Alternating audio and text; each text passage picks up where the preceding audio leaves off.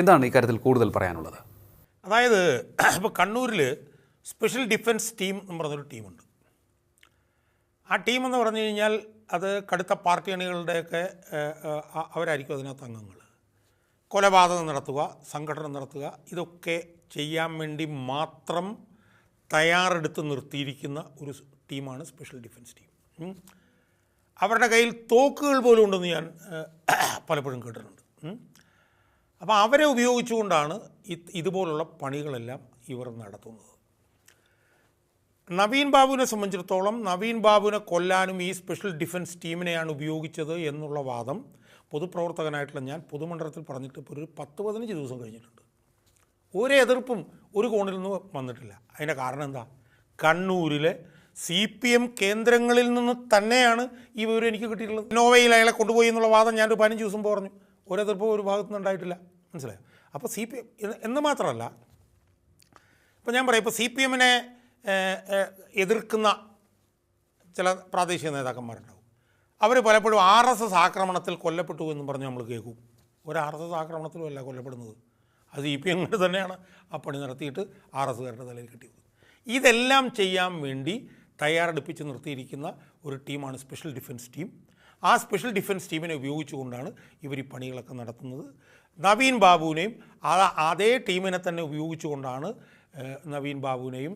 കാരണം എന്താണെന്ന് വെച്ചാൽ പോസ്റ്റ്മോർട്ടം നടത്തിയവൻ അവനൊരു അസ്ഥി പിടിച്ച കമ്മ്യൂണിസ്റ്റുകാരനാണ്. TM പ്രജിത്ത് എന്ന് പറഞ്ഞൊരു ഒരുത്തനാണ് ഫോറൻസിക് സർജൻ. മനസ്സിലായില്ലേ?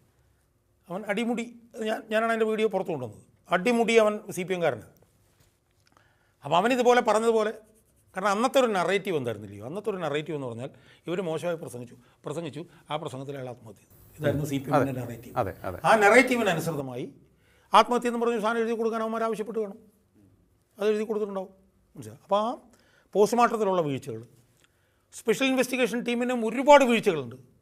അതൊക്കെ വളരെ വളരെ ഗംഭീരമായി ജോൺ റാൽഫ് എന്ന് പറഞ്ഞിട്ട് അഭിഭാഷകനായിരുന്നു. നമസ്കാരം. ADM നവീൻ ബാബുവിൻ്റെ മരണത്തെക്കുറിച്ചുള്ള ദുരൂഹതകൾ അഴിക്കുന്നതിന് വേണ്ടി ADMൻ്റെ ഭാര്യ മഞ്ജുഷ നവീൻ ബഹുമാനപ്പെട്ട ഹൈക്കോടതിയിൽ ഒരു ഹർജി നൽകിയിട്ടുണ്ടായിരുന്നു.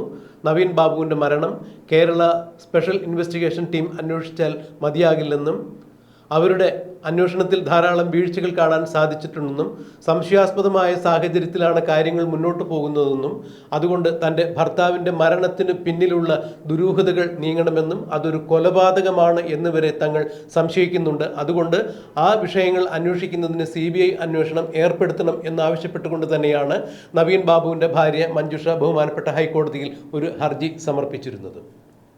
ബഹുമാനപ്പെട്ട ഹൈക്കോടതി 2024 ഡിസംബർ 12-ാം തീയതി ഹർജിയിന്മേൽ വിശദമായ വാദം കേൾക്കുകയും പിന്നീട് അത് വിധി പറയുന്നതിനു വേണ്ടി മാറ്റിവെച്ചിരിക്കുന്നു. ഇപ്പോഴും കോടതി ആ വിഷയത്തിൽ സത്വരമായൊരു നടപടിയിലേക്ക് നീങ്ങിയിട്ടില്ല, വിധി വന്നിട്ടില്ല എന്നറിയുമ്പോൾ ADM നവീൻ ബാബുവിൻ്റെ മരണവുമായി ബന്ധപ്പെട്ട് ധാരാളം ദുരൂഹതകൾ തന്നെയാണ് സമൂഹത്തിൻ്റെ പല ഭാഗത്തു നിന്നും ഉയർന്ന് കേൾക്കുന്നത്. മുൻ മുഖ്യമന്ത്രിയുടെ പൊളിറ്റിക്കൽ സെക്രട്ടറി ആയിരുന്ന KM ഷാജഹാൻ തന്നെ നവീൻ ബാബുവിൻ്റെ മരണവുമായി ബന്ധപ്പെട്ട് അദ്ദേഹത്തിൻ്റെ പ്രതിപക്ഷം എന്ന ചാനലിൽ നിന്ന് ഏതാണ്ട് 50-ലധികം വീഡിയോകളാണ് ചെയ്തിരുന്നത്. ഈ 50 വീഡിയോകളും ചെയ്തപ്പോൾ സ്വാഭാവികമായും അത് ഭരണപക്ഷത്തിനെതിരെ നിൽക്കുന്ന വീഡിയോകൾ തന്നെയായിരുന്നു. CPM തന്നെയാണ് ADM നവീൻ ബാബുവിൻ്റെ മരണത്തിന് പിന്നിൽ പ്രവർത്തിച്ചിരിക്കുന്ന കറുത്ത ശക്തികൾ എന്ന് തന്നെയാണ് അഡ്വക്കേറ്റ് KM ഷാജഹാൻ തുറന്നടിച്ചിട്ടുള്ളത്.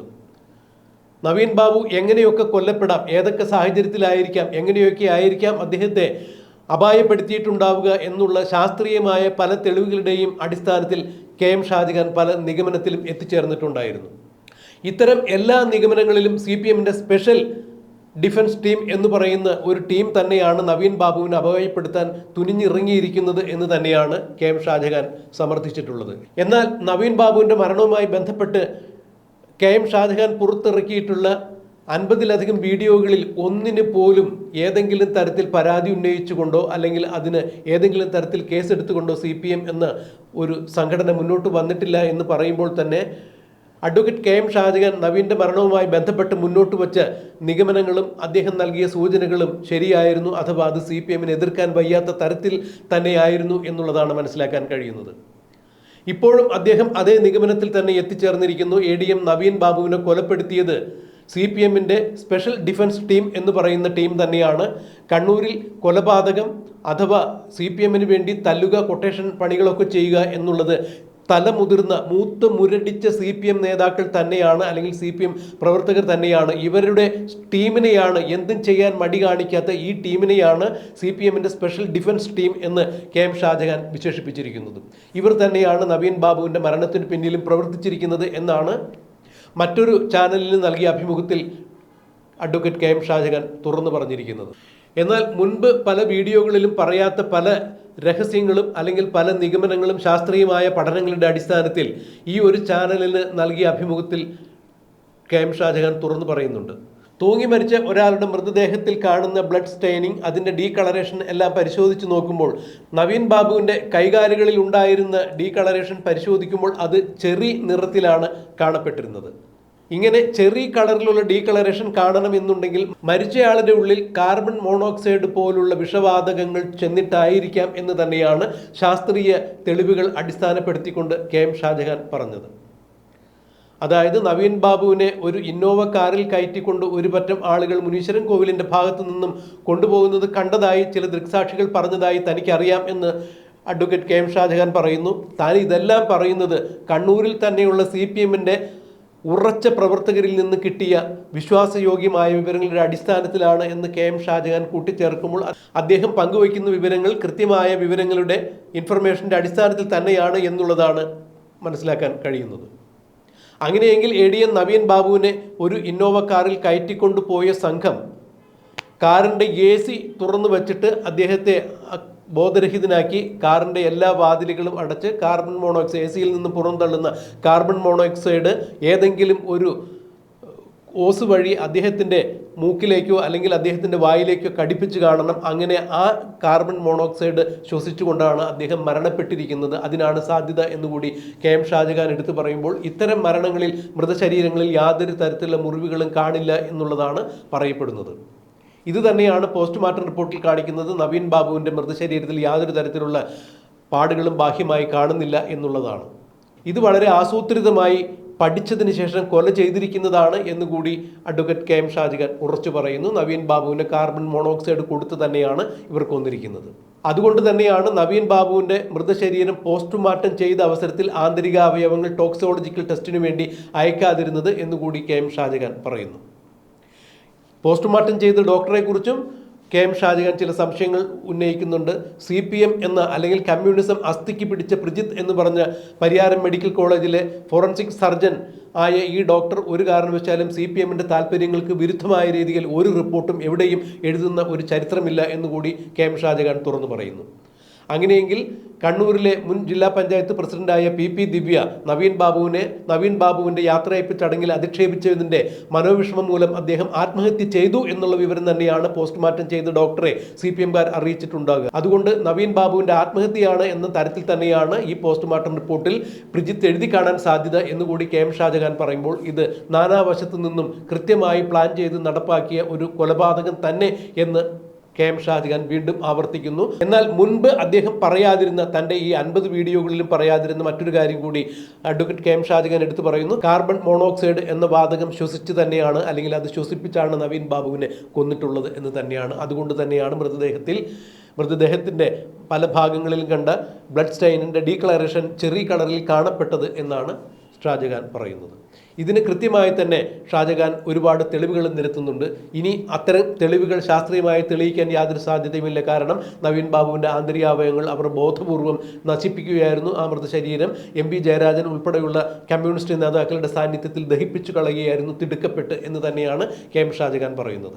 ഇത് ആസൂത്രിതമായ കൊലപാതകമാണ്, കാർബൺ മോണോക്സൈഡ് കൊടുത്താണ് നവീൻ ബാബുവിനെ കൊന്നത് എന്ന് അഡ്വക്കേറ്റ് KM ഷാജഹാൻ പറയുമ്പോൾ തനിക്ക് ഈ വിവരങ്ങൾ കിട്ടിയിട്ടുള്ളത് കണ്ണൂരിൽ തന്നെ ഉന്നതരായ പല CPM നേതാക്കളുടെ ഇടയിൽ നിന്നാണെന്ന് കൂടി എടുത്തു പറയുമ്പോൾ CPM വളരെ ആസൂത്രിതമായി CPMന്റെ സ്പെഷ്യൽ ഡിഫൻസ് ടീമിനെ ഉപയോഗിച്ച് ADM നവീൻ ബാബുവിനെ വകവരുത്തിയത് തന്നെയാണ് എന്ന് KM ഷാജഹാൻ പറയുന്നു.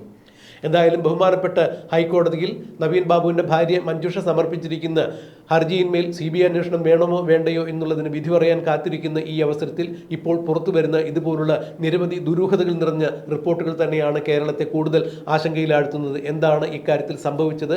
അക്കാര്യങ്ങൾ കൃത്യമായി ശാസ്ത്രീയമായി തന്നെ തെളിയിക്കാനും കണ്ടുപിടിക്കുവാനും ബഹുമാനപ്പെട്ട ഹൈക്കോടതി CBI അന്വേഷണത്തിന് തന്നെ ഉത്തരവിടും എന്ന് തന്നെയാണ് കേരളത്തിൻ്റെ പ്രതീക്ഷ. അഡ്വക്കേറ്റ് KM ഷാജഹാൻ ഒരു ചാനലിന് നൽകിയ അഭിമുഖത്തിൻ്റെ പ്രസക്ത ഭാഗങ്ങൾ നമുക്കൊന്ന് കേൾക്കാം. എന്താണ് ഇക്കാര്യത്തിൽ കൂടുതൽ പറയാനുള്ളത്? അതായത് ഇപ്പോൾ കണ്ണൂരിൽ സ്പെഷ്യൽ ഡിഫൻസ് ടീം എന്ന് പറഞ്ഞൊരു ടീമുണ്ട്. ആ ടീം എന്ന് പറഞ്ഞു കഴിഞ്ഞാൽ അത് കടുത്ത പാർട്ടി അണികളുടെയൊക്കെ അവരായിരിക്കും അതിനകത്ത് അംഗങ്ങൾ. കൊലപാതകം നടത്തുക, സംഘടന നടത്തുക, ഇതൊക്കെ ചെയ്യാൻ വേണ്ടി മാത്രം തയ്യാറെടുത്ത് നിർത്തിയിരിക്കുന്ന ഒരു ടീമാണ് സ്പെഷ്യൽ ഡിഫൻസ് ടീം. അവരുടെ കയ്യിൽ തോക്കുകൾ പോലും ഉണ്ടെന്ന് ഞാൻ പലപ്പോഴും കേട്ടിട്ടുണ്ട്. അപ്പോൾ അവരെ ഉപയോഗിച്ചുകൊണ്ടാണ് ഇതുപോലുള്ള പണികളെല്ലാം ഇവർ നടത്തുന്നത്. നവീൻ ബാബുവിനെ സംബന്ധിച്ചിടത്തോളം നവീൻ ബാബുവിനെ കൊല്ലാനും ഈ സ്പെഷ്യൽ ഡിഫൻസ് ടീമിനെയാണ് ഉപയോഗിച്ചത് എന്നുള്ള വാദം പൊതുപ്രവർത്തകനായിട്ടുള്ള ഞാൻ പൊതുമണ്ഡലത്തിൽ പറഞ്ഞിട്ട് ഇപ്പോൾ ഒരു 10-15 ദിവസം കഴിഞ്ഞിട്ടുണ്ട്. ഒരു എതിർപ്പും ഒരു കോണിൽ നിന്ന് വന്നിട്ടില്ല. അതിൻ്റെ കാരണം എന്താ? കണ്ണൂരിലെ CPM കേന്ദ്രങ്ങളിൽ നിന്ന് തന്നെയാണ് ഈ വിവരം എനിക്ക് കിട്ടിയിട്ടുള്ളത്. ഇന്നോവയിൽ അയാളെ കൊണ്ടുപോയി എന്നുള്ള വാദം ഞാനൊരു 15 ദിവസം പറഞ്ഞു. ഒരെതിർപ്പും ഒരു ഭാഗത്തു നിന്ന് ഉണ്ടായിട്ടില്ല. മനസ്സിലായോ? അപ്പോൾ CPM എന്ന് മാത്രമല്ല, ഇപ്പോൾ ഞാൻ പറയാം, ഇപ്പോൾ CPM-നെ എതിർക്കുന്ന ചില പ്രാദേശിക നേതാക്കന്മാരുണ്ടാവും. അവർ പലപ്പോഴും RSS ആക്രമണത്തിൽ കൊല്ലപ്പെട്ടു എന്നും പറഞ്ഞ് നമ്മൾ കേൾക്കും. ഒരു RSS ആക്രമണത്തിലും അല്ല കൊല്ലപ്പെടുന്നത്. അത് CPM തന്നെയാണ് ആ പണി നടത്തിയിട്ട് RSS-കാരുടെ തലയിൽ കിട്ടിയത്. ഇതെല്ലാം ചെയ്യാൻ വേണ്ടി തയ്യാറെടുപ്പിച്ച് നിർത്തിയിരിക്കുന്ന ഒരു ടീമാണ് സ്പെഷ്യൽ ഡിഫൻസ് ടീം. ആ സ്പെഷ്യൽ ഡിഫൻസ് ടീമിനെ ഉപയോഗിച്ചുകൊണ്ടാണ് ഇവർ ഈ പണികളൊക്കെ നടത്തുന്നത്. നവീൻ ബാബുവിനെയും അതേ ടീമിനെ തന്നെ ഉപയോഗിച്ചുകൊണ്ടാണ് നവീൻ ബാബുവിനെയും. കാരണം എന്താണെന്ന് വെച്ചാൽ പോസ്റ്റ്മോർട്ടം നടത്തിയവൻ അവനൊരു അസ്ഥി പിടിച്ച കമ്മ്യൂണിസ്റ്റുകാരനാണ്. TM പ്രജിത്ത് എന്ന് പറഞ്ഞൊരു ഒരുത്തരാണ് ഫോറൻസിക് സർജൻ. മനസ്സിലായില്ലേ? അവൻ അടിമുടി, ഞാനാണ് അതിൻ്റെ വീഡിയോ പുറത്തു കൊണ്ടുവന്നത്. അടിമുടി അവൻ CPM-കാരനാണ്. അപ്പോൾ അവനിതുപോലെ പറഞ്ഞതുപോലെ, കാരണം അന്നത്തെ ഒരു നറേറ്റീവ് എന്തായിരുന്നില്ലയോ? അന്നത്തെ ഒരു നറേറ്റീവ് എന്ന് പറഞ്ഞാൽ ഇവർ മോശമായി പ്രസംഗിച്ചു, ആ പ്രസംഗത്തിൽ അയാൾ ആത്മഹത്യ ചെയ്തു. ഇതായിരുന്നു CPM-ൻ്റെ നറേറ്റീവ്. ആ നറേറ്റീവിനനുസൃതമായി ആത്മഹത്യ എന്ന് പറഞ്ഞ് സാധനം എഴുതി കൊടുക്കാൻ അവന്മാർ ആവശ്യപ്പെട്ട് കാണും. അത് എഴുതി കൊടുത്തിട്ടുണ്ടാവും.